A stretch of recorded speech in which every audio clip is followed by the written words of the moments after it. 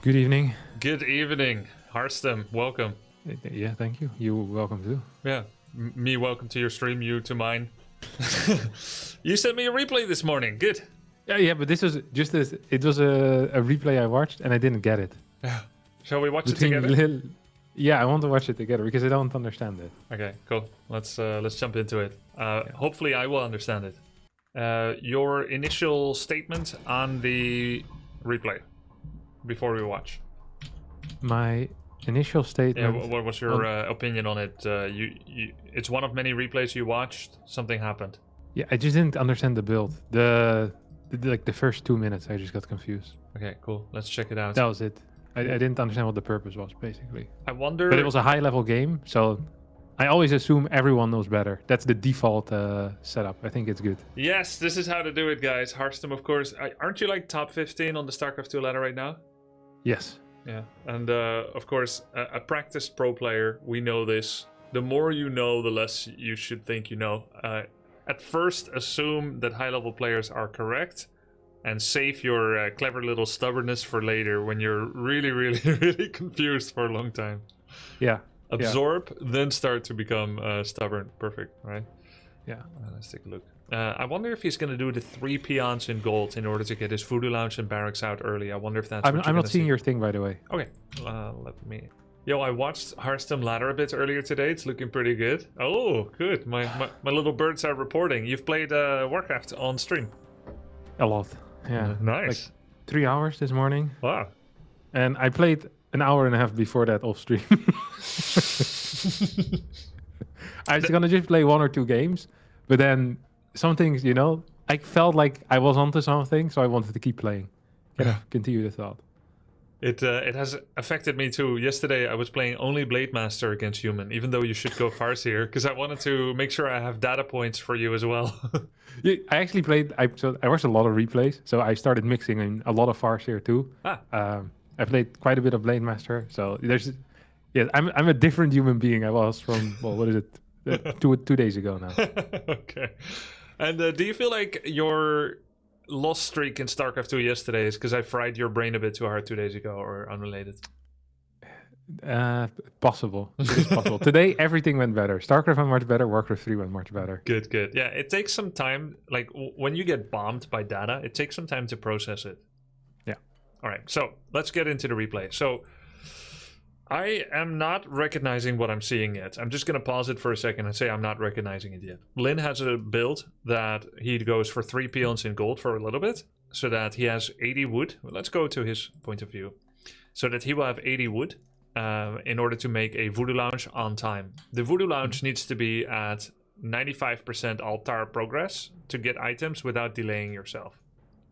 But if that was what he was doing, which is what gives you a early grunt, to be clear, you will get a synchronized blade and grunt had he put this peon, which is gathering lumber, to make the usual timing barracks. And then by having 3 on gold and 1 of those on lumber, you would get 20 lumber, so you have 80.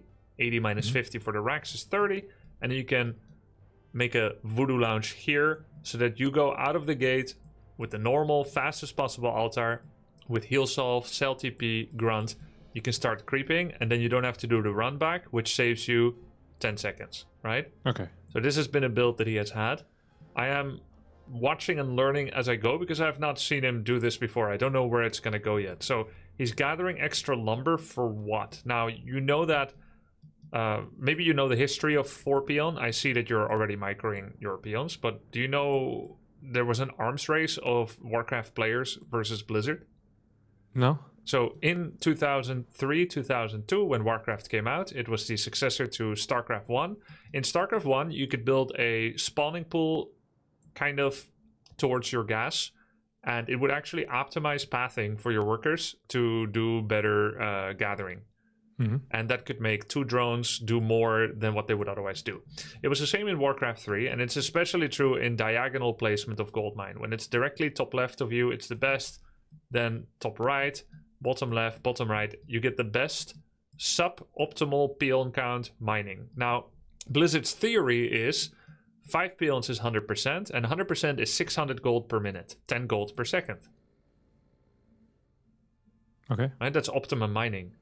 And so when you are suboptimum, it should be pro rata, which means 4 out of 5 should be 80%. Right.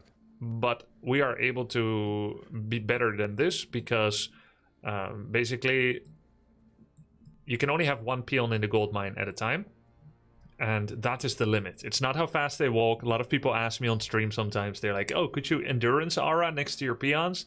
Could you bloodlust them? Could you speed scroll them? But that's not the point, right? You can only have one peon in the mine at the same time.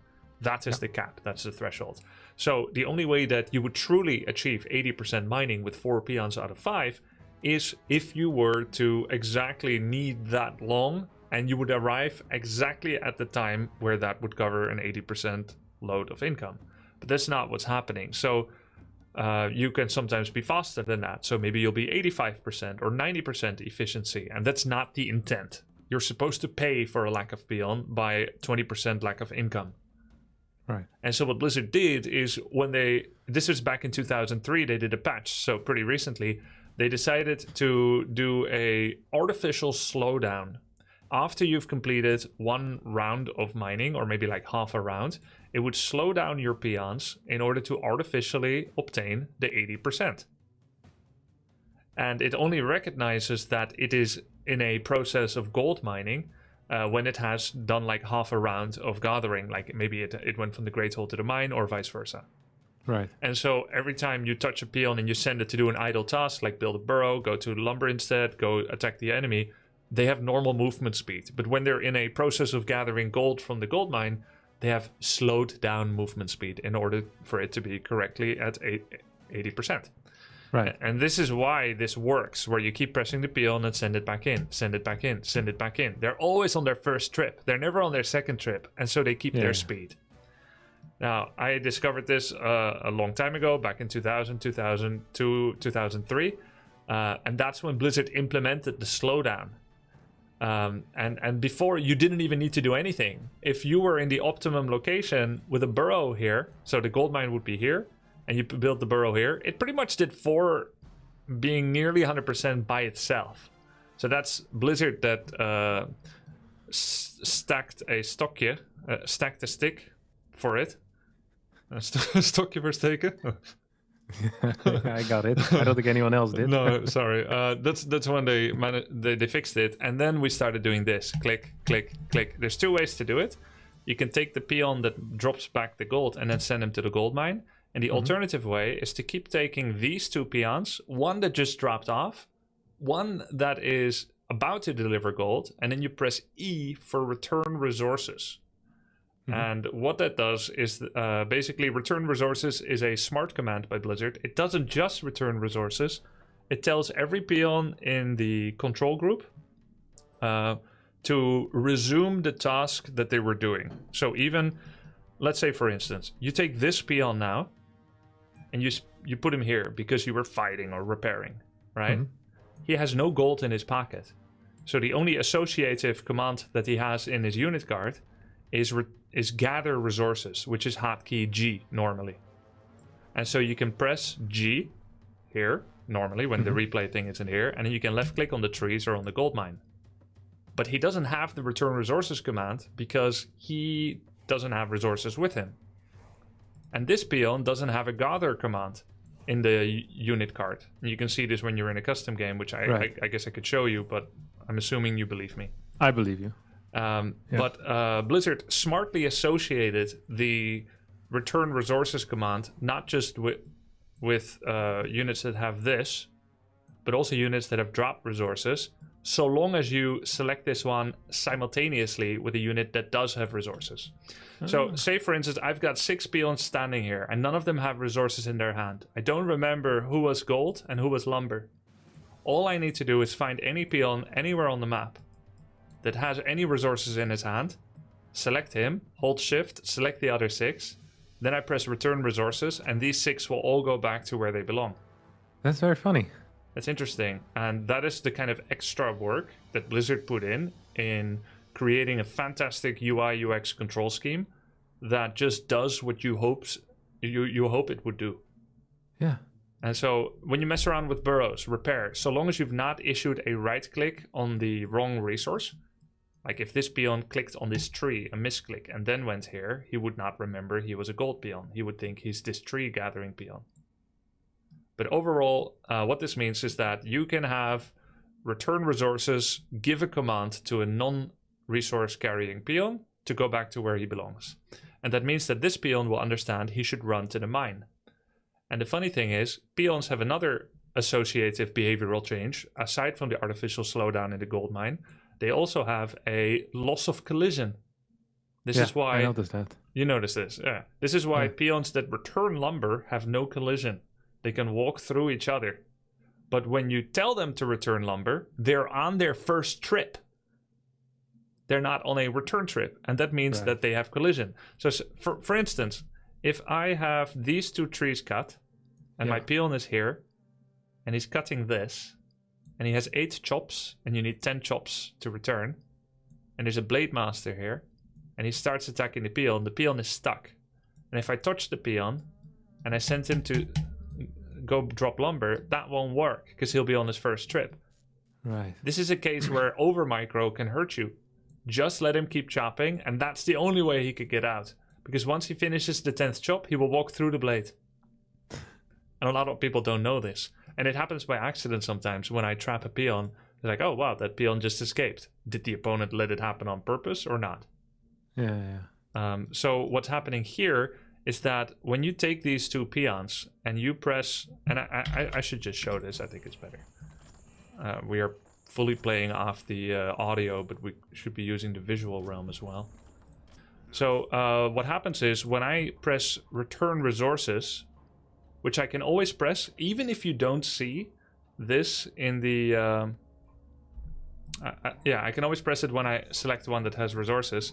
So when I press return resources, they suddenly gain collision.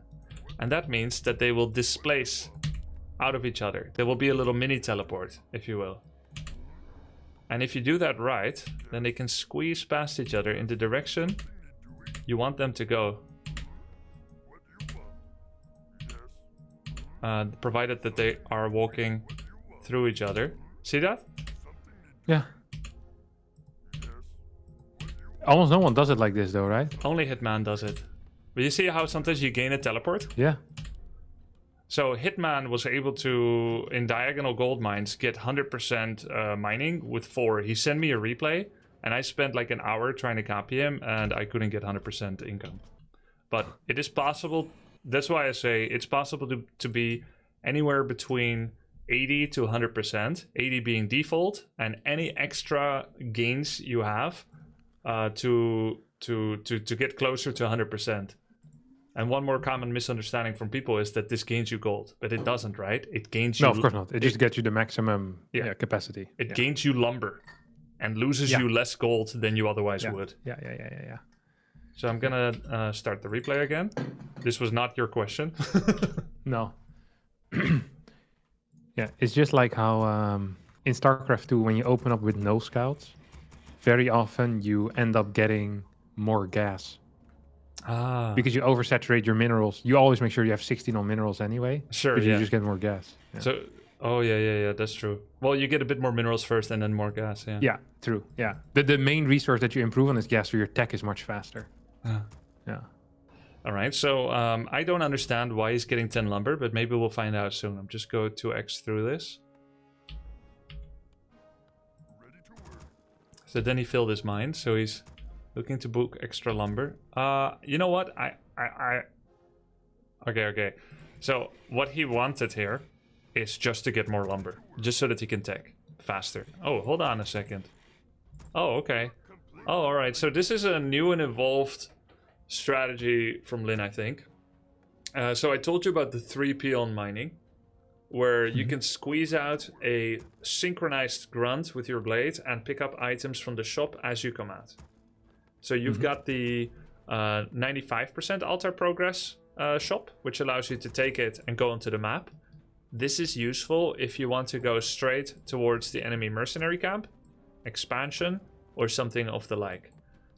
If you go altar, burrow, racks, 30 lumber weight, shop, the only way that makes sense is if you take the ogre warrior, pick up an item, come back, exchange your TP for items, go into the map.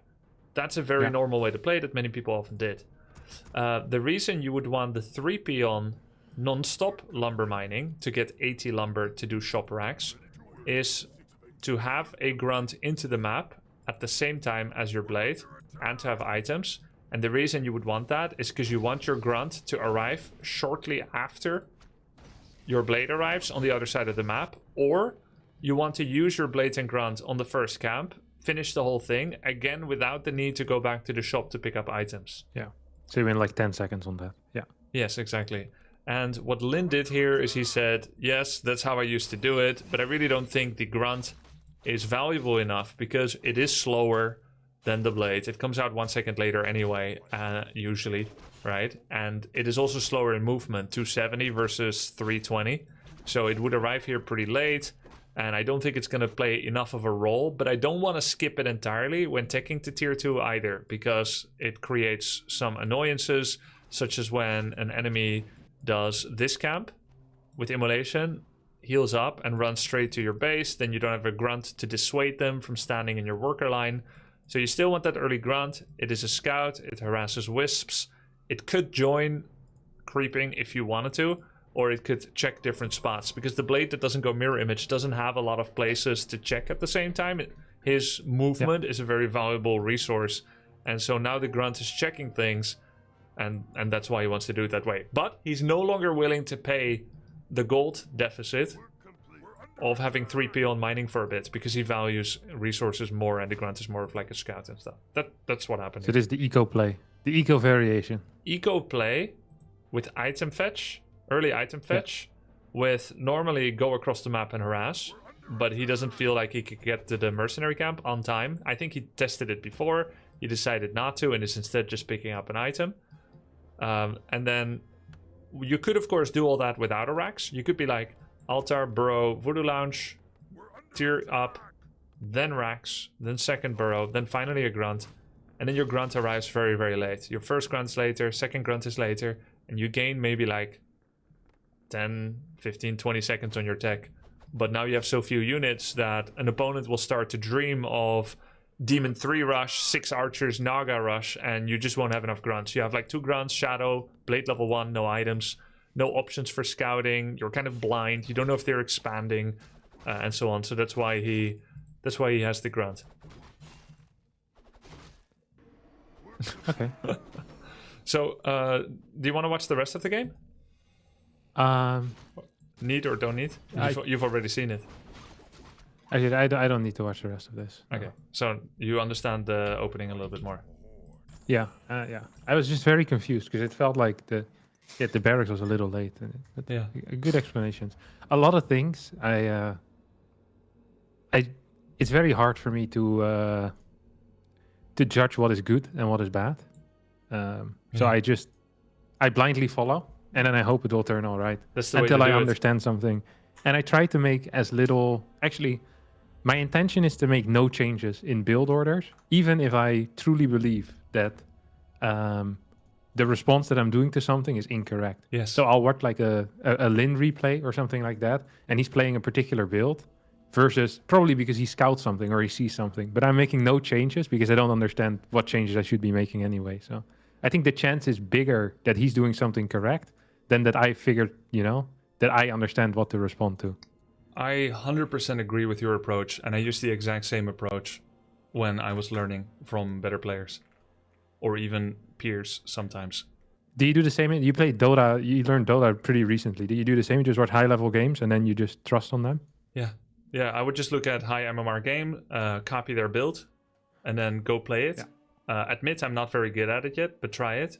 And then my entire chat would, well, not my entire chat, many people in chat will be like, you're literally griefing your build. Your build is wrong. Yeah. And I'll be like, but I just saw it from all the high-level players. Everyone's doing it right now. They're like, no, I'm pretty confident. I last played this game 5 years. I played it for 5 years, and I can say that your build is wrong. Yeah.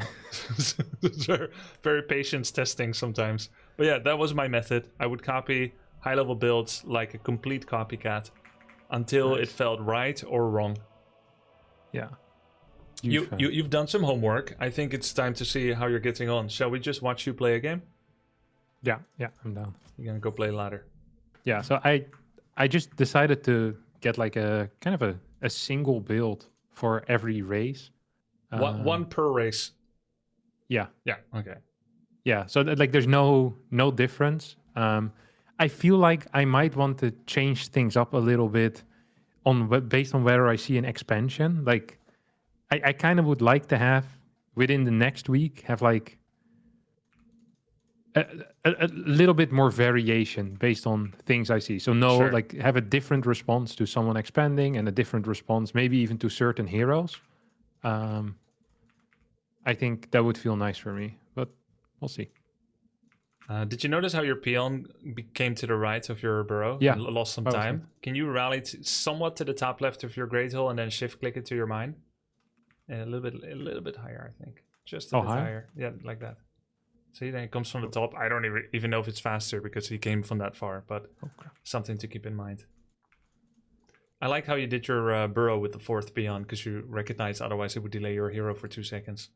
Yeah. You've seen this from builds and maybe tested it. But sometimes, dang it, I'm talking too much. Sometimes I see other players, they still rally it anyway. Yeah, because they're lazy. Okay. It's you lose 2 seconds on hero. They're just lazy. They're autopiloting. When I'm tryharding, I do the 4th peon, and when I'm talking all the time about content, I just rally the new peon. Yeah. All right, what race are you against? Orc. Orc mirror. Okay, we need new. I've been playing a bit of Farseer against Orc, but also some non-Farseer. So both works. Yeah. You're going without shop? Yeah. I'm gonna run across the map. Okay. If I run across the map, I don't get a shop. Yeah.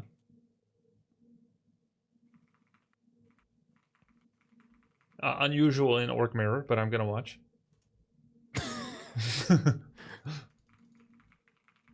It's because I haven't actually watched a lot of Orc mirror games. I think maybe 1 or 2. Yeah. Is the lowest amount that I've seen. Yeah, makes sense.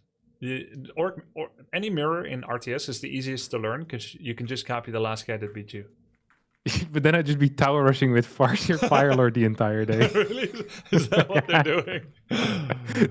That's what I lose to, and it hasn't lost me a game yet either. Okay, but that's like 4-gate. Doesn't teach you a lot, right? Yeah, I'm pretty sure I could do it to a pretty like a higher level than my other matchups are currently. I've beat Hitman with it.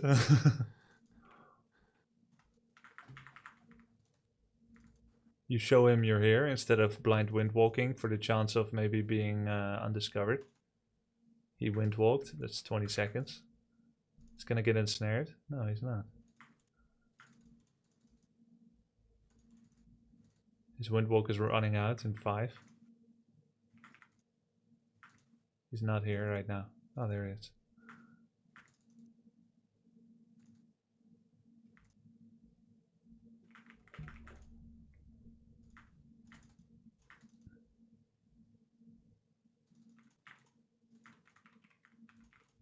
Nice. You migrate your blade away from Grunt. You don't have Solve, he does. He has 60 mana, so he can windwalk soon again. Nice damage. So he lost 66 gold on heal Solve, but he gained it on TP. He's probably checking you out. Try to do stop micro to make him miss. Okay, he's not here.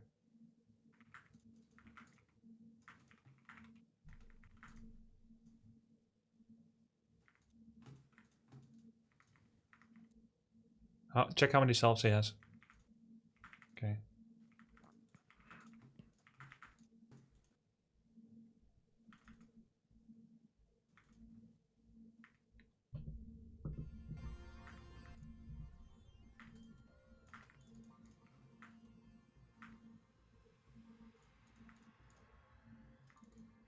Separate your control group, the healthy grunt and the rest. You need to keep track of where he is with the healthy grunt. Heal the rest.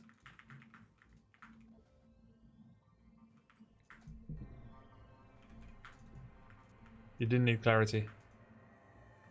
It's gonna delay your tech buildings.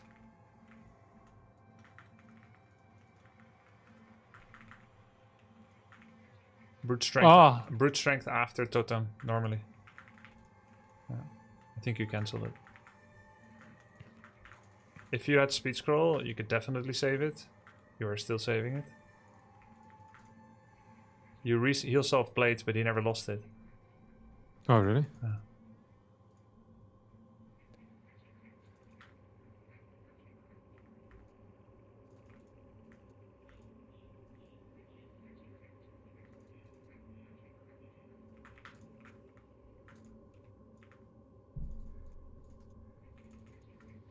Nice. Get ready to replace the surround on your blade with the grunt if need be. Yeah.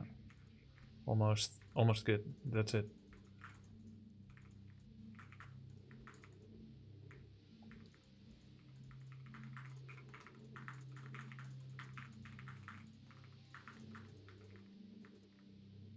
You went heal wave? Oh, hex, good. Hex. Yeah. Burrow. You want to get ready for a quick 50. You spend slightly less money on items, so you could get to 50 faster. Take the orange next to you. Left, to your left of shadow. Hex the overseer. Am I allowed to get boots? No. Start the camp. Hex overseer. He has aura. It will drop damage. Make sure to produce your walker. Are you producing a walker? Okay. War mill. I don't have a hotkey for this yet. Okay. I should have gotten some salves on this, shouldn't I? Yeah. Always max. Always max. Take his expo with shadow. He's probably at bottom right, so just track him with blade. Yeah. Check his items on shadow.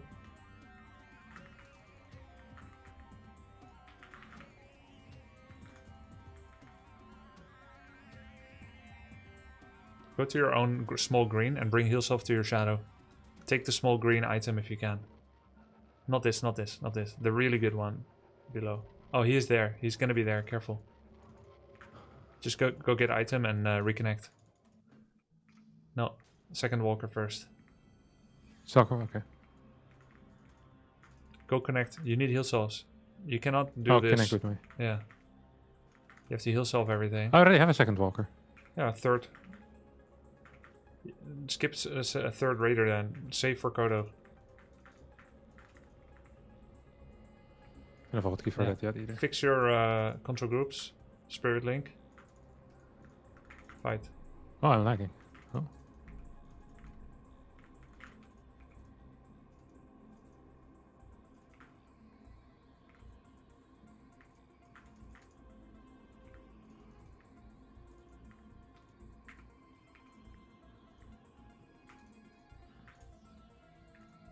Try to always avoid single target heal wave. You could have walked back in and heal solve everyone. Surround shadow. Oh. This is fine too. You can surround shadow and kill him. With ensnare. Okay. Nice. Raider. Burrow. Do a bit of creeping. Kill the raider.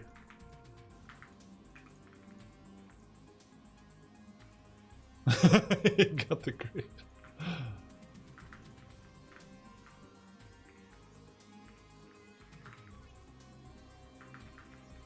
Pillage. Take his shop. Take his shop. Take his shop. Buy heal scroll. 2 if you can. Yeah. Second ensnare you kill him. Second ensnare you kill him. Okay. Hex was unnecessary. Yeah, didn't know that. Yeah. I thought that was so smart. I even missed my hotkey on Hex as well, which made it worse. I don't think you realize. You hexed. You didn't miss it. You're, No, don't- no, you'll get it. please come on. What is this guy up to? It's around. Heal, heal, heal, heal.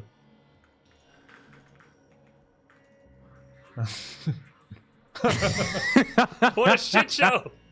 Yeah, this is this is awful. I wish you could look into my brain every now and again to see what I'm planning on doing and what ends up happening. It's so much worse than it looks like. Really? Yeah. Were you planning to creep during the fight? Dude, I looked at it and and I was like, I'm winning this fight so hard, I might as well take some XP. You know, that reminds me of me in Dota 2 sometimes, where my entire team is in a team fight, and I see like a really juicy creep somewhere, some farm wave, and I farm. And I notice none of the pros ever do that. None of my chat ever says nice farm on the wave. They're always like, yo, there's a team fight going on. But it's like 3 ways, buddy. Yeah. So I also disapprove of your creeping during that fight. Yeah, I understand. So the evolution I apologize. is fine. The evolution of totem production used to be everyone went 1 walker into adept training. This would help you to get early dispel for both Hex, enemy Spirit Link, and also Books of the Dead and Cyclone, etc. But then those drops were nerfed, so then double walker became meta because you will have more power, more damage, more link, and you'll save up more mana, and those walkers will already be on the field so that when you get Spirit Link, so that when you get adept training, your mana is multiplied by the same rate of max mana increase.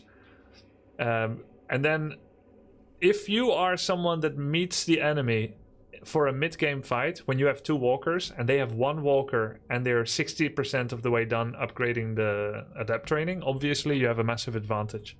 Yeah. Right? And so in order to counter that, people would go 3 walkers into adept training. Yeah. But then there is sometimes not immediately a fight, and then usually 2 walkers is the more moderate approach, because otherwise you may sometimes forget, or it'll be too late and the enemy gets a buff or debuff and you can't dispel it, like if they find early Scroll the Beast. So 2 into adept is fine. I wasn't aware you had 2 when I said make another. So, but with 2 Spirit Walkers is fine. Yeah, 2 into adept is pretty much the classic right now, the meta.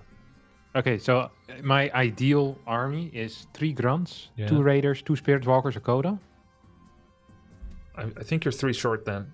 Yeah. 12, 22, 3 to 2 is 8, times 3 is 21, 22, 45. Oh, maybe that's it. Wait. I mean, I'm just going to shamelessly use a calc.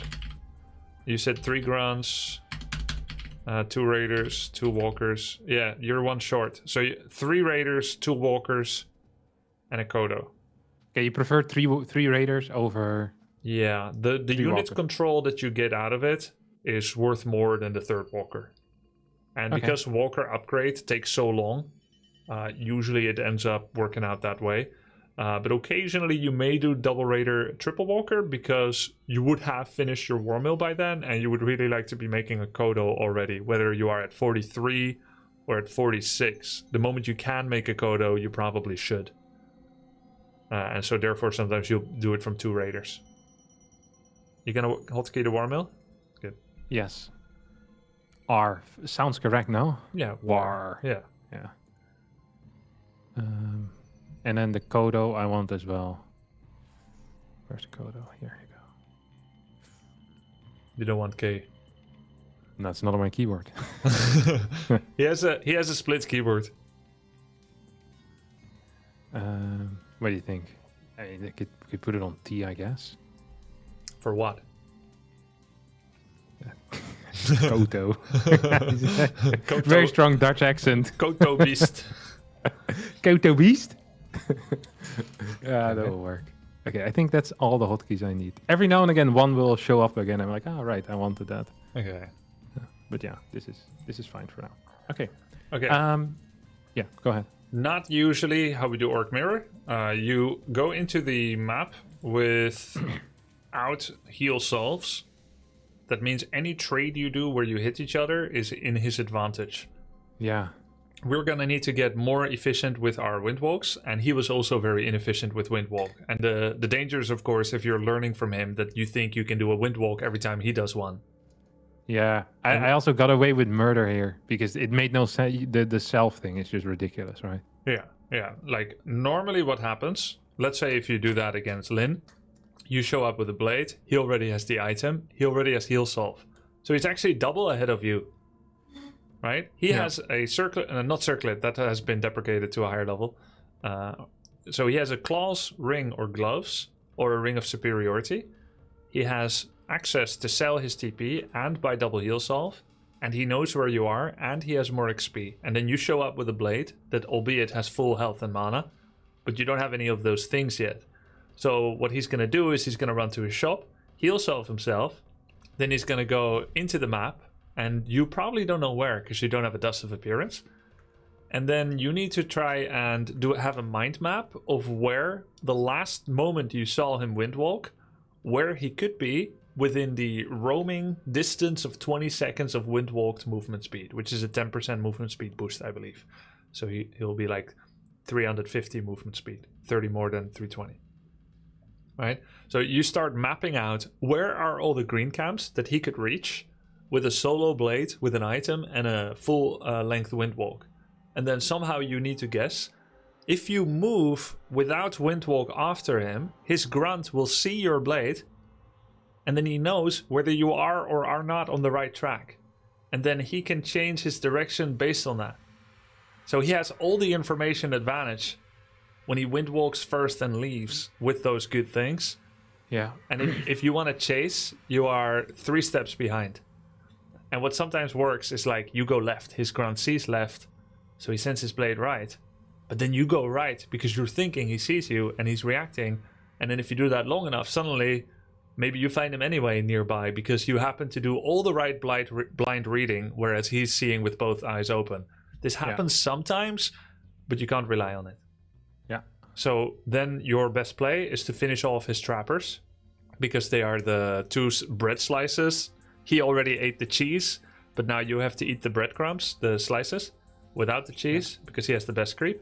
He can then choose to come back and contest you for it, which will lead to trading hits. And you have no heal solves, and he does, and he has an item, so it's more efficient for him, even if he's starting at a lower health point. And all he needs to do is to take 400 damage to get full efficiency in his heal solve, which is 400 health over 45 seconds. Once he has sustained 400 damage, and you've sustained 300, because he was pre-hurt from the creep camp or whatever, then he can leave. Same story as what I just said, but now you are across the map with a half-life blade, no heal solve, no item, and maybe you're fighting for the trappers or whatever. He's going to go somewhere else to get something better. So we want to avoid this situation. Yeah. And because it's a mirror matchup, we most likely have to mirror such a creep route where we start with our own Ogre Warrior next to the base, or we do go across the map, ideally with Voodoo Lounge items already in our inventory because we are leaving our atmosphere. And then you can go for a creep camp. Any of the green camps in the middle. Could be the 2 on his side near the middle, the 2 on your side near the middle. You could go for an orange camp together with a grunt. But you need to come up with something that you think will have a positive meeting encounter based on common creep routes, which is going to require lots of training, lots of replay studying, lots of thinking to measure that your timings are going to be matching up. And sometimes it's all in your head, and sometimes it will be based on what your grunt can glean in information on the map by eliminating what camp he's been at and then being able to extrapolate where he would then logically be able to go next. Okay. So replay watching is going to be very helpful. Let's just jump into a random ladder game so that there's no pre-selection bias. I'll jump into a game and I'll stream it to you. We're just going to join a random ladder game that's going on W3 Champions right now, Orc Mirror in this case. Okay, here we go. So Farseer Firelord is like a cheat code to easy wins. It doesn't teach you a lot of skills, doesn't teach you a lot about information because it's very simple. You start aggression and you aggression forever, and you may never have to creep. Yeah. So if you don't want to properly learn Warcraft but just have fun, easy wins, I would coach that strat. Like, let's say if I got coaching and I was still like making a living as a coach, I've often taught strats like this because most students are not interested in seriously learning the building blocks of RTS. They just want to feel a little better getting more wins that day than they did yesterday. So that's what they want, to be taught to cheese. Yeah. Some people were telling me in the thermal coaching arc or yours that I'm not teaching enough winning strats. But obviously that's not what you're going to be interested in just becoming like a cheese lord. No. Although, once I start competing. Hey, anything goes once you start doing the competition. Yeah. Exactly. First the foundation, and then we'll. It also becomes easier to learn the cheeses, right? If you have some way to transition out of it, Yeah.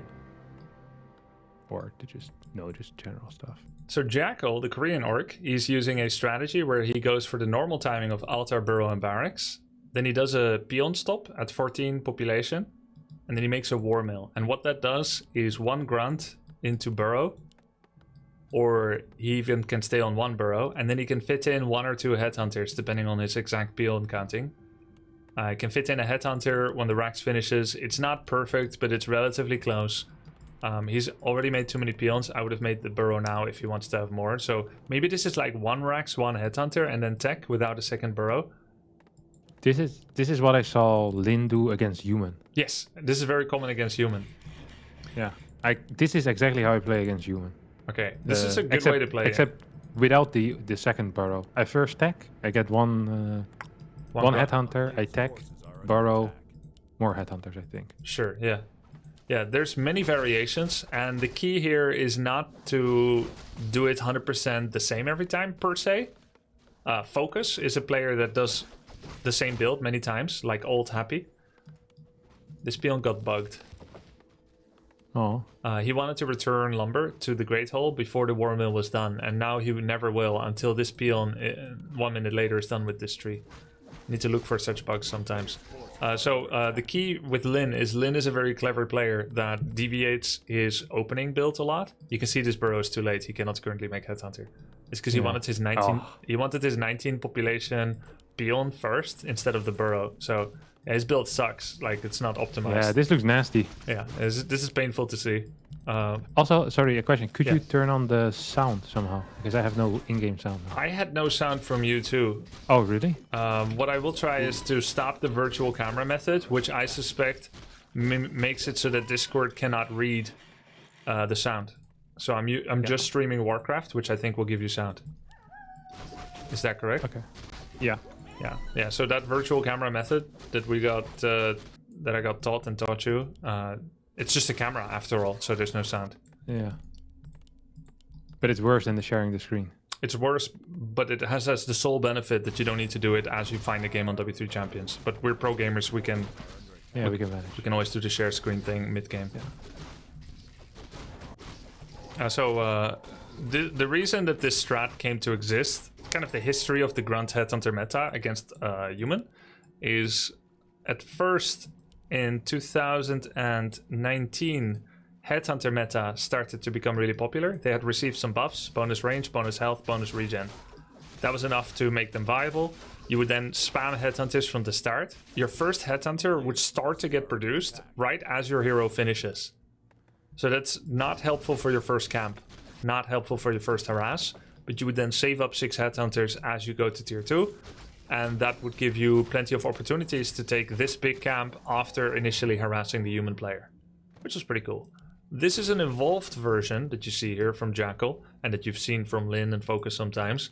You do start with the grunt, you momentarily sacrifice peon production, get the war mill, so you get the first grunt for the first camp, or first harass, however you choose to use it.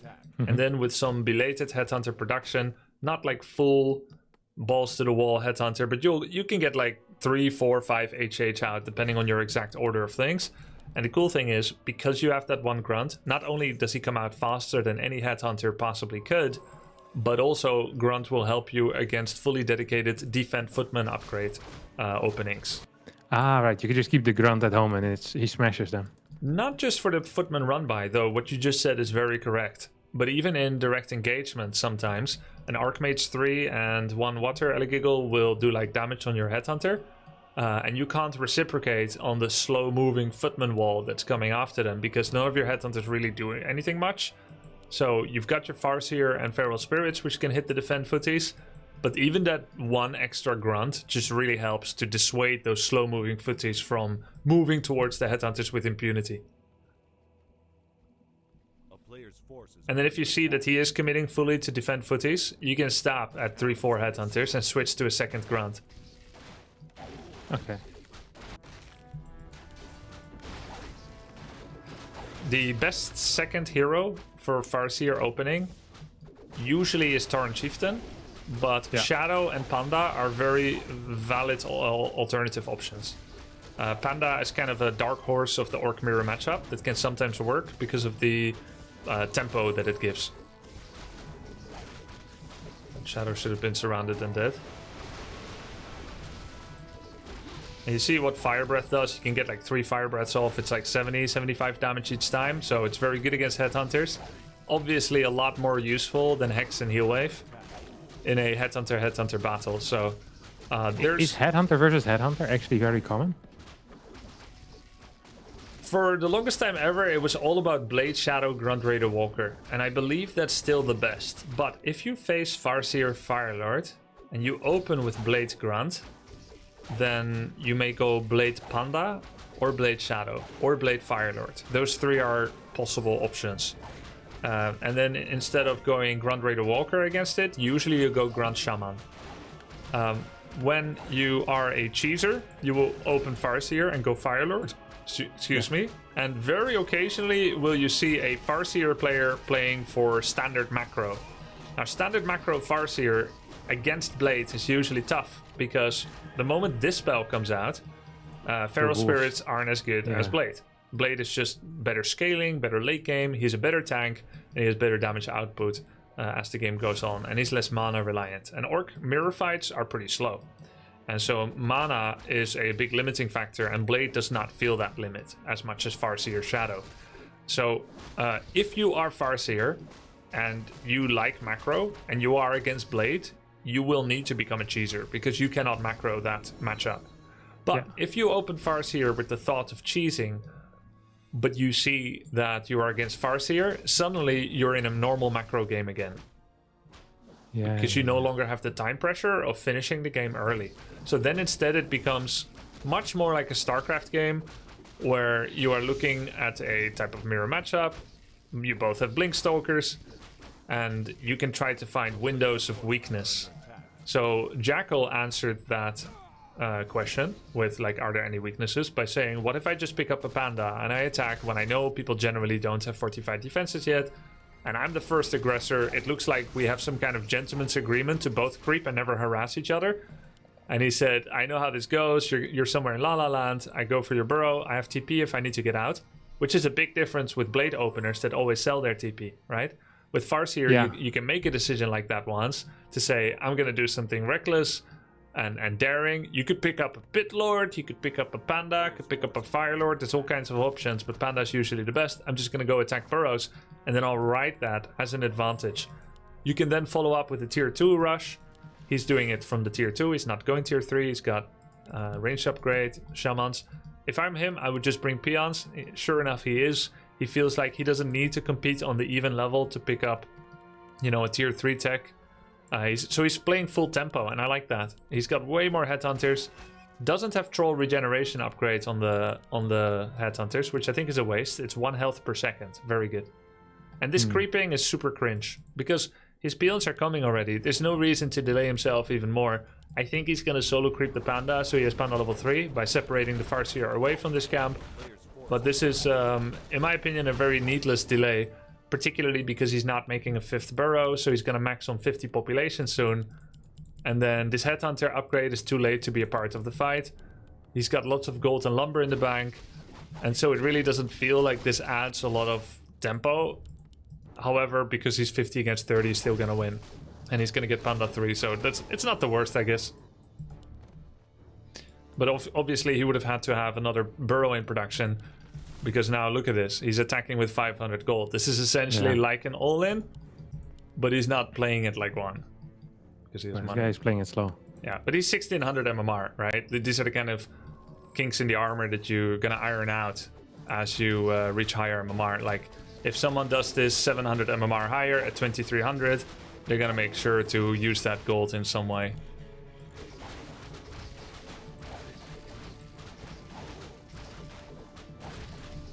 And this guy just didn't make any units. I don't know what he was doing. He's still 29 population. Alright. He did not see the threat. He's working on Bloodlust on a single Shaman, and he has a Headhunter upgrade to become Berserker on a single Headhunter. I don't know where his money went. Tier 3 Lightning or Bloodlust upgrade. So it's interesting because they're the same MMR, but there's a really big difference in understanding of developing one's threat ratio in a gradual way. Yeah, anyway, this is over. We don't need to see the rest. I like it. Let's have you play a game. I like it.